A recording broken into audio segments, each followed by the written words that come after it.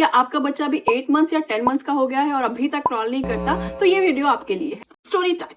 मेरी बेटी दिसंबर 2020 में बॉर्न हुई थी एंड कोविड टाइम था। उस टाइम पे हम यहाँ पे सब कुछ अकेले मैनेज कर रहे थे। तो जब भी हम इंडिया कॉल करते हैं तो उस टाइम पे जब भी वो 3 मंथ्स की होती है, 6 मंथ्स की होती, तो हमेशा लोग माइलस्टोन के बारे में पूछने लगते थे और ये अभी तक बैठना स्टार्ट किया, इसने क्रॉल करना स्टार्ट किया। और मुझे ऐसा लगता था नहीं, अभी तो ऐसा कुछ भी नहीं हो रहा। 5 मंथ्स में उसने अपना पहला रोल किया था और तब जाके हमने अपने घर पे बताया था। रोल की खुशी उनको नहीं, उनको ये था अब बैठेगी कब।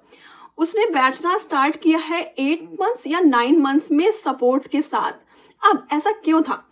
उसके साथ ये था कि उसके जो हेड था वो बड़ा था। अब मेरे हस्बैंड का हेड बड़ा है, मेरी बेटी पूरी उन पे गई है तो उसका भी हेड बड़ा है। और जब तक बच्चे की हेड स्टेबल नहीं होता, जब तक नेक स्टेबल नहीं होती, तब तक बच्चा बैठेगा कैसे? अपनी हेड अगर वो नेक संभाल नहीं पा रहा है तो वो बैठेगा कैसे? ये करते करते मतलब जब भी फोन कॉल होता हर कोई ये पूछ रहा है, बैठती है क्रॉल करती है, बैठती है क्रॉल करती है। एक दिन तो मुझे इतना ज्यादा गुस्सा आ गया और मैंने कुछ तो बोल दिया किसी को। अब पोस्टमार्टम फेज ऐसा होता है, मुझे बिल्कुल भी आइडिया नहीं था। सेकेंड टाइम मुझे ये सब पता चल गया था कि ऐसा कुछ होता है। अब मेरी बेटी ने 7 मंथ्स में क्रॉल करना स्टार्ट किया था, बहुत थोड़ा थोड़ा, और वो भी बिल्कुल नॉर्मल जैसे बच्चे करते हैं ना, वो बिल्कुल भी उस पोजीशन पे क्रॉल करना स्टार्ट नहीं किया था। वो अपने हाथ ऐसे पकड़ती और खुद को ऐसे करके घसीटती थी और ऐसे ही करती। तो हमें लगता था ये क्या अजीब हो रहा है, मतलब इज दिस नॉर्मल? मैं तो डॉक्टर से मैंने लिटरली पूछ लिया था कि क्या ये नॉर्मल है, मैं क्या हो रहा है मेरी बेटी के साथ। फिर जब मैंने थोड़ा पढ़ना स्टार्ट किया तो मुझे समझ में आया कि ऐसे बहुत सारे स्टेजेस होते हैं क्रॉल करने के। एंड इनफैक्ट मैं अगर बात करूं तो बहुत सारे बच्चे क्रॉलिंग फेज स्किप भी कर सकते हैं। Do you believe that? ऐसा होता है। मेरी एक फ्रेंड की बेटी ने क्रॉलिंग फेज स्किप कर दिया था, सीधे खड़े होना सपोर्ट के साथ स्टार्ट किया था और फिर वो चलने लगी थी।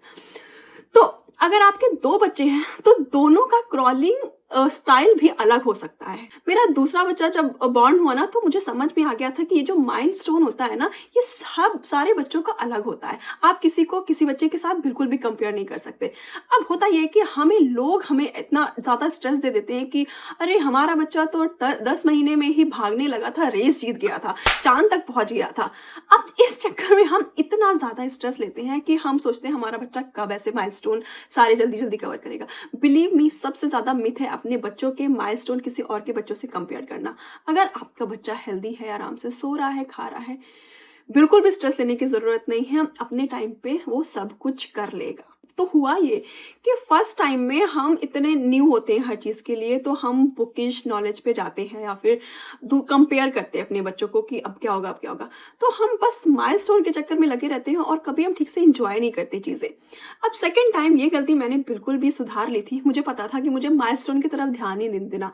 मैं अपने बच्चे के साथ इंजॉय करती थी, उसके साथ बहुत सारे उसके मोमेंट्स रिकॉर्ड करती थी। And this time moments record करने से मुझे याद आया, फर्स्ट बच्चे में मैं सिर्फ उसकी रिकॉर्डिंग करती थी, या फिर जब मेरे हस्बैंड मेरे बच्चे को खिला रहे होते थे तब मैं रिकॉर्ड करती थी।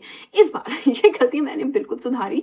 मैं फ्रेम में खुद भी आई, मैंने फ्रंट कैमरा ऑन किया, फोन रखा और खुद मैंने रिकॉर्डिंग। मैं जैसी भी दिख रही हूँ, मेरे कपड़े गंदे हो, मुझे कुछ फर्क नहीं पड़ता था, क्योंकि मुझे समझ में आ गया था। जब पहले बच्चे की वीडियो मैं 3 साल 4 साल की जब वो हो गई, जब मैं देखती थी तो मुझे इतना अच्छा लगता था देख के, और मुझे अपने आप को देख के ये लगता था कि किस फेज से मैंने वो पोस्टमार्टम फेज अपना निकाला, वो टफ था, वो याद आता था। एक्चुअली आपका जैसा भी फेज चल रहा है, यू जस्ट रिकॉर्ड इट, क्योंकि आपको रिकॉर्ड करने के लिए कोई और नहीं आने वाला है। कितनी बार आपके हस्बैंड ने आपसे बोला हो कि या बिना बोले उन्होंने आपको रिकॉर्ड किया हुआ? मेरे साथ तो ऐसा कभी नहीं हुआ।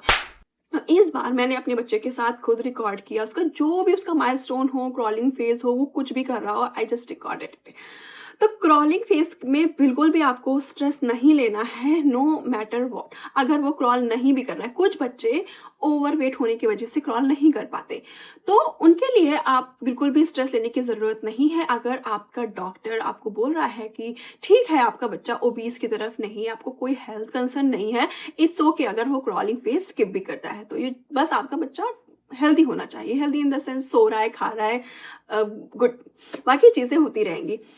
एंड इस टाइम पे मेरी बेटी ने चलना भी 1 साल के बाद स्टार्ट किया था। तो हम जब मेरी बेटी 11 मंथ्स की थी तब हम इंडिया गए थे, तो वो 11 मंथ्स पे खड़े होकर सपोर्ट लेके चलती थी, बट बिना सपोर्ट के नहीं चलती थी। सब लोगों ने अपनी कहानियां बतानी स्टार्ट की कि मेरा बच्चा 10 महीने में, मेरा बच्चा 7 महीने में चलने लगा था।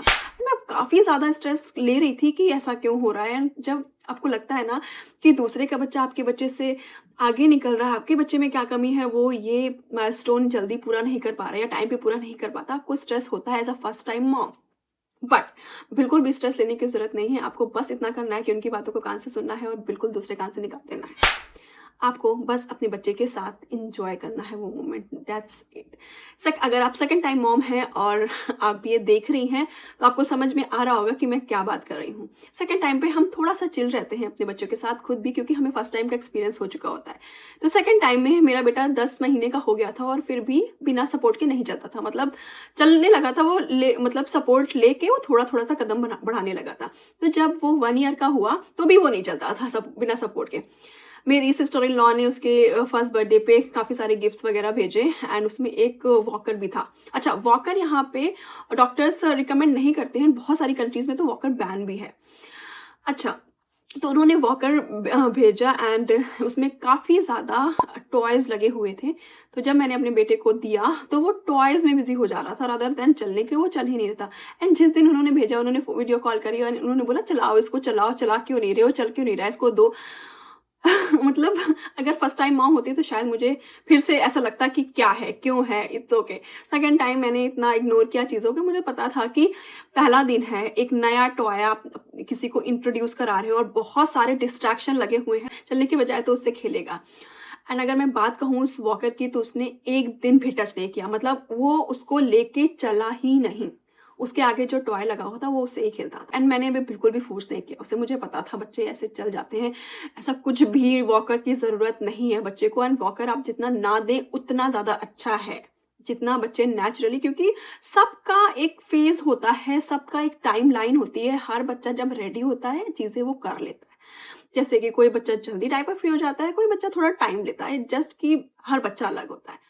तो मेरा बेटा 1 साल के बाद ही लाइक 13 मंथ्स में चलने लगा था एंड उसकी जो प्रोग्रेस थी वो इतनी फास्ट थी कि आज वो अगर थोड़ा-थोड़ा छोड़ के चल रहा है, तो 3-4 दिन बाद वो काफ़ी ज़्यादा चल पा रहा है। ऐसी उसकी प्रोग्रेस थी। तो और मुझे एक्चुअली में ऐसा लग रहा था कि थोड़े दिन ये फ़ेज़ और रुक जाए, क्योंकि इवेंचुअली ये बच्चे क्रॉल कर लेते हैं, चलने लग जाते हैं, भागने लग जाते हैं। एक बार ये सब स्टार्ट हो जाता है, फिर तो हमें पीछे भाग-भाग के उनके में हम लोग खुद ही थक जाते हैं। तो अगर आप फर्स्ट टाइम मॉम हैं और परेशान हो रही हैं कि आपका बच्चा अभी तक क्रॉल नहीं कर रहा है, आराम से चिल हो जाइए, कोई भी स्ट्रेस लेने की ज़रूरत नहीं है। सो अगर आपको कोई और क्वेश्चन हो, please comment down mom, I will answer it. So I hope कि आपको ये वीडियो अच्छी लगी होगी। मिलते हैं आपसे नेक्स्ट वीडियो में। Thank you for watching.